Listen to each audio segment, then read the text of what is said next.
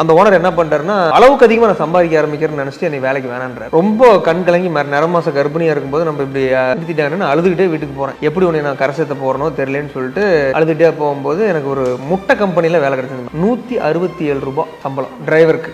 17 வருஷத்துக்கு முன்னைங்க பகல் முட்டை கலெக்ஷன் பண்ணி ஒரு லோடு இறக்கி வச்சுட்டு லோடு பண்ணிட்டு நைட்டோட நைட்டை திருச்சி போயிடும். திருச்சி போயிட்டு ஃபுல் அண்ட் ஃபுல் விடிய டெலிவரி, பகல் டெலிவரி. நைட்டு பணத்தை கொடுத்துருவாங்க, கொண்டு போய் நைட் விடி வரணும். மாசத்துல 2 நாள் மட்டும்தான் லீவ். அந்த கம்பெனில போய் தூங்குறது கூட இடம் கிடையாது. சும்மா சாதாரண அந்த வேபரிஜில் அட்டையை விரிச்சு போட்டு கொசு கடையில் தான் வெளியே படுத்திருப்பேன். கரெக்டாக ஒரு நாள் வந்து நைட் நான் திருச்சி போகிறேன்னு வச்சுக்கோங்க, லோடு எடுத்துட்டு போயிட்டு இருக்கும்போது இடுப்பு வலி வந்துருச்சு. ஃபோன் பண்ணி அழுகுறாங்க. எனக்கு ஒன்றுமே புரியல. அப்புறமேட்டு காந்தி மார்க்கெட்டில் கொண்டு போய் வண்டியை நிறுத்திட்டு ஒரு டிரைவர் வர சொல்லிட்டு அங்கிருந்து பஸ் ஏறிட்டு போகிறேன். இவங்க ஃபோன் பண்ணி அழுகுறாப்புல சுகப்பிரசவம் ஆகல, சிசேரியன் தான்ட்டாங்க. குழந்தை பிறகுறப்போ எனக்கு அதை பிரசவம் பார்க்கறதுக்கு என்கிட்ட பணம் இல்லை. நான் ஒரே ஒரு பைக் வச்சிருந்தேன், ஆசையாக வாங்கின பைக். 2006 Yamaha லிப்ரோன்னு ஒரு பைக் வாங்குறேன். அந்த பைக்கை 14,000 ரூபாய்க்கு விற்றேன். 14,000 ரூபாய்க்கு விற்று இவங்களை பிரசவ செலவு 12,500 ரூபா. அப்பயே பார்த்து சிசேரியனுக்கு பார்த்து வீட்டுக்கு கூட்டிட்டு வரேன்னு வச்சுக்கோங்க.